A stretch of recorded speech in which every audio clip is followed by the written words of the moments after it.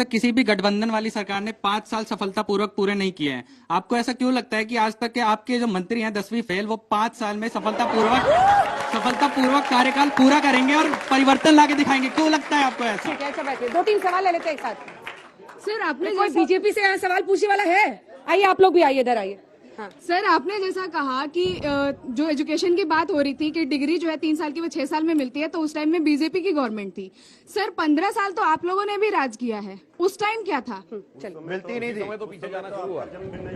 Sir आपके according बस उसका जन्म नहीं हुआ था इसलिए जवाब नहीं देंगे भाई। ये आपने थोड़ी देर पहले जीडीपी की बात की, GDP into depth ratio Bihar उसमें टॉप पे आता है सर। आप उस पर क्या कहना चाहते हैं सर? और आप कहना चाह रहे हैं कि 24 में हमारी मान लीजिए प्रधानमंत्री बन जाते हैं नीतीश कुमार, तो इसकी क्या गारंटी है कि आप अपने पद पे बने रहने के लिए इधर उधर आप नहीं करेंगे, फिर से पार्टी नहीं बदलेंगे और बिहार की तरह देश का बेड़ा गर्क नहीं करेंगे? सर हर साल बिहार में बाढ़, सर हर साल बिहार में बाढ़ आती है। बाढ़ में बहुत सर राहत है। मेरी बात पूरी बात सुनिए, हर साल बिहार में बाढ़ आती है और हर साल सर लाखों करोड़ों का नुकसान होता है। आप छोटे छोटे सर बांध, वो बालू का वो बोरी लगाकर उसमें लगा देते हो, सर परमानेंट सॉल्यूशन नहीं ढूंढते। इस वजह से बिहार में इंडस्ट्री नहीं बैठ रही है और वहाँ पर रोजगार की सबसे बड़ी संकट है। सर उस पर क्या कहना चाहते हैं? पहला तो इस पे इंडस्ट्री पे बता दूं, सबसे ज्यादा एथेनॉल की फैक्ट्री लगाने वाला राज्य बिहार बन गया। दूसरा आपका प्रश्न जो था अंजना जी, कौन था अभी इंडस्ट्रीज मिनिस्टर? कौन था सर जिन्होंने एथेनॉल की फैक्ट्री लगाई है? मुख्यमंत्री नीतीश कुमार है। कौन था? मुख्यमंत्री नीतीश कुमार है। और सरकार भाजपा की थी। मुख्यमंत्री नीतीश कुमार है। इसका जवाब लेंगे। सर ने हम लोगों को जीडीपी नहीं बताया, लेकिन इसका जवाब आप देंगे आज। इथेनॉल की फैक्ट्री अभी जो लगी है, ये किसने लगवाई है? कौन था इंडस्ट्रीज मिनिस्टर? नहीं, शाहनवाज जी मंत्री थे, इसमें कोई शक नहीं। लेकिन और सवाल एथेनॉल का परसेंटेज किसने बढ़ाया? इसमें 1% था। आप अपनी बारे में बोलिए सुधांशु जी।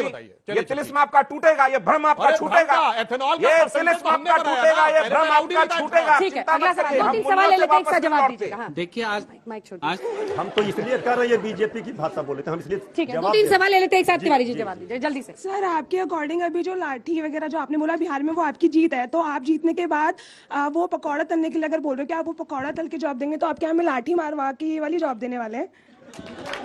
वो पकौड़े तलने को कहते हैं, आप लाठी चलाइएगा। मेरा सवाल ये है कि जो आप सब लोग नीतियों की बात कर रहे हैं, इससे बीजेपी भी पहले कांग्रेस सरकार थी, सबने इतने वादे किए, लेकिन कोई भी सरकार ने कुछ करके नहीं दिखाया। गूगल पे आंकड़े देखते हैं, वही बेरोजगारी वही बढ़ती जा रही है, वो अनएम्प्लॉयमेंट बढ़ती जा रही है और शिक्षा दर नीचे होते जा रहा है, जो भी है। पर ये बताओ कि ये नीतियां है क्या जो आप हमें बताना चाह रहे हैं? 5 साल। सुधांशु जी देखिए, इन्होंने जो बात कही, बेरोजगारी चरम पर, ये सवाल है। मैं इसी बिंदु पे आ रहा हूं। पहली बात तो मैं कह रहा हूं, एक तरफ तो हम पे ये आरोप है कि बीजेपी अपना एजेंडा लागू करती चली जा रही है, और दूसरी तरफ कह रहे हैं, दूसरी तरफ ये कहते हैं कि बीजेपी ने जो वादा किया वो कर नहीं रही। तो दो में से एक आरोप तो वापस लेना पड़ेगा ना, दोनों एक साथ नहीं हो सकते। हम अपना एजेंडा भी लागू कर रहे हैं, हम अपने, अब मैं उस पर भी आ रहा हूं।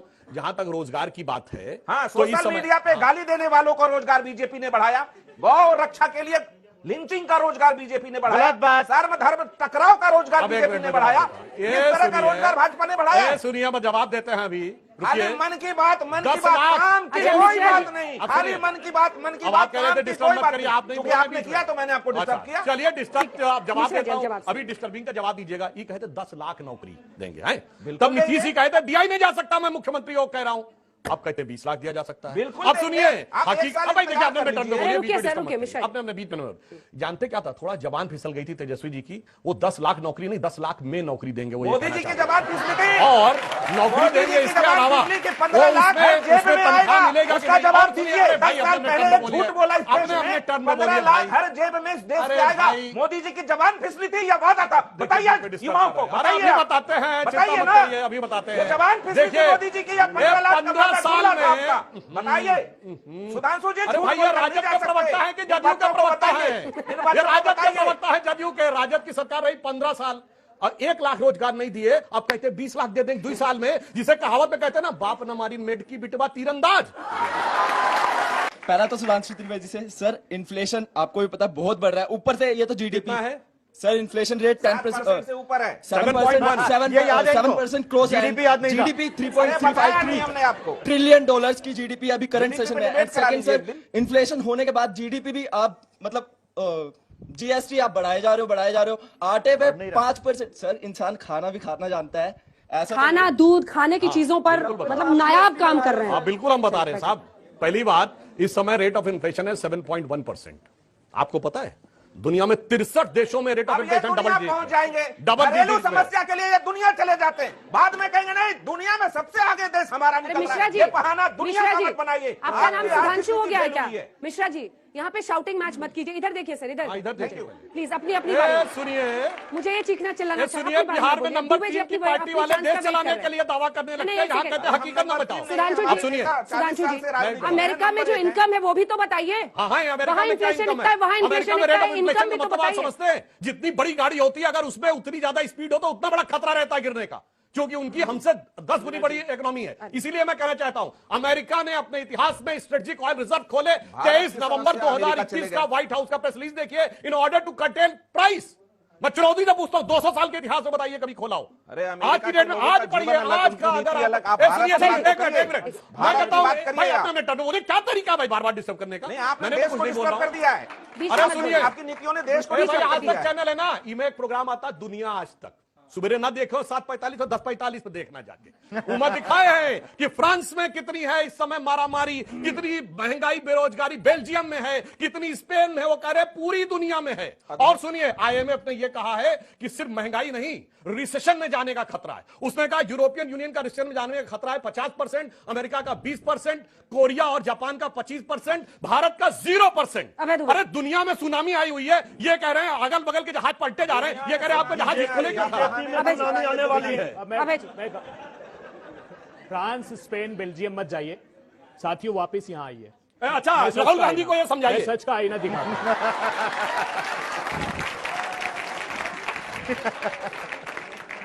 मैं चाहता कमजोर हूं, नब्ज दे दिया सर आपने शुरू में। मैं चाहता हूं, नहीं देखिए, मैं गंभीर बात नहीं, उन्हीं के लिए कह रही थी ये देश के युवाओं को जानना चाहिए कि क्यों आखिर आपके रोजगार के अवसर कम हो रहे हैं, क्यों बेतहाशा महंगाई बढ़ रही है, क्यों स्टैगफ्लेशन की सिचुएशन में हम पहुंच गए। आप जानते हैं 25 मिलियन टन दाल की आवश्यकता हिंदुस्तान को होती, कि हिंदुस्तान का किसान वो पैदा करता है। तो 66 रुपए की दाल अगर एमएसपी पढ़ेंगे तो 66 रुपए प्रति किलो है, क्यों 200 रुपए पार हो गई?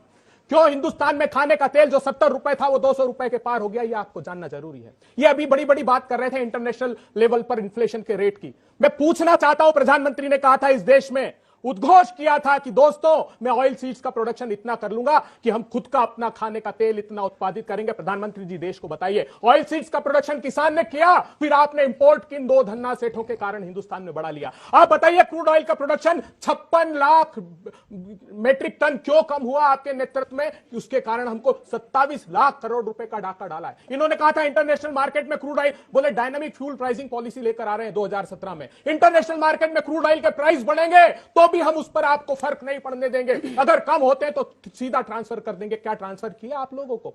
इन लोगों ने क्या किया है जानते हैं आप? $100 बिलियन का चाइना से इंपोर्ट कर लिया। Parliamentary standing committee on commerce कहती उसके कारण हिंदुस्तान का एमएसएमई तबाह हो गया। हिंदुस्तान के एमएसएमई जो छोटे और मझोले उद्योग हैं, एक्सपोर्ट में उसका कंट्रीब्यूशन 48% है और मैन्युफैक्चरिंग उसका 45% उसका कंट्रीब्यूशन है। 60 लाख एमएसएमई परमानेंट बंद हो गए, आपके रोजगार के अवसर छीन लिए गए। आप ताली बजाइए, आप ताली बजाते हैं 80-20 पर, गजवाए हिंद पर, ये बंद करिए। हिंदुस्तान को धार्मिक उन्माद में इसीलिए डाला जा रहा है क्योंकि आपके रोजगार के अवसरों के आप सवाल नहीं पूछे, महंगाई के सवाल नहीं पूछे। बताइए किसानों की आज 40 रुपए कैसे? आपने भी कहा कि 63% जो वोटर्स हैं उनको एकजुट करने के लिए एक नीति बनानी होगी।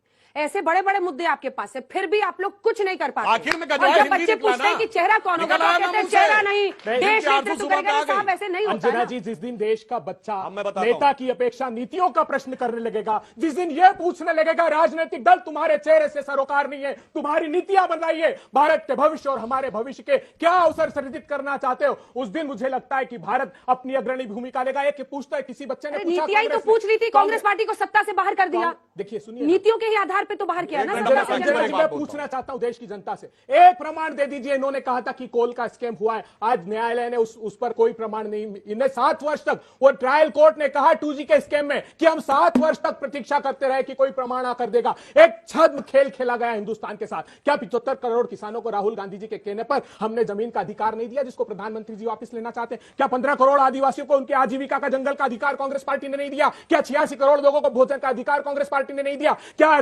करोड़ों बच्चों को शिक्षा का अधिकार कांग्रेस पार्टी ने नहीं दिया? सूचना का अधिकार, पारदर्शिता के लिए कांग्रेस पार्टी ने दिया। लेकिन आज मुझे दुख इस बात का होता है कि भारतीय जनता पार्टी जब भी उनकी नीतियों पर प्रश्न करती है तो देश के युवाओं को 80-20 में उलझा देते हैं, सांप्रदायिक उन्माद का वातावरण बना देते हैं। हैं, विभिन्न भाषा भूषा भेष धर्म संस्कृति संस्कारों का देश है। जिस दिन आप नीतियों पर प्रश्न करना प्रारंभ करेंगे, जिस दिन आप अपने दिमाग से यह धार्मिक उन्माद को निकाल कर फेंक देंगे, उस दिन जनता में है। एक क्षण भी वो सत्ता रुक नहीं पाएगी। प्रॉब्लम जनता में है। जो सिर्फ उसी आधार प्रॉब्लम पर जनता में है। जनता नहीं है, जो परसेप्शन मैनेजमेंट पर है। मैं मानता हूं कि मूर्धन्य पत्रकार अंजना ओम कश्यप पूरा अवसर बोलने का देती है और ऐसे समसामयिक मुद्दों पर बहस कराती। अगर सारे चैनल ने ये प्रारंभ कर दिया तो ये परसेप्शन बदलेगा और मुझे विश्वास है कि ये सारे युवा अंजना जी, इनके लंबे संभाषण के बाद मैं सिर्फ एक फैक्ट रखना चाहता हूं, छोटा सा।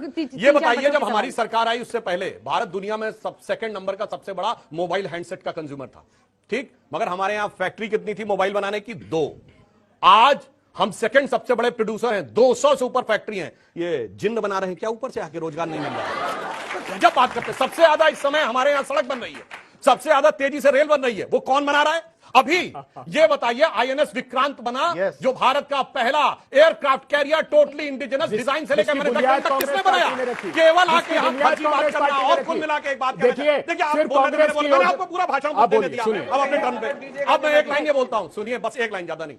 आखिर में कहते हैं कि धर्म से मत लड़ाइए, ये मुस्लिम should have first right over the national resources of India, ये सेकुलरिज्म है। मजलिसे इत्तेहादुल मुसलमीन, ये सेकुलरिज्म है। मैंने इतनी गोलियां चलवाई कि मैंने 16 हिंदू मरवा दिए, 40 मर जाते तो गम नहीं था, ये सेकुलरिज्म है। हिंदू लोग कश्मीर छोड़ के चले जाओ, छोड़ जाओ, ये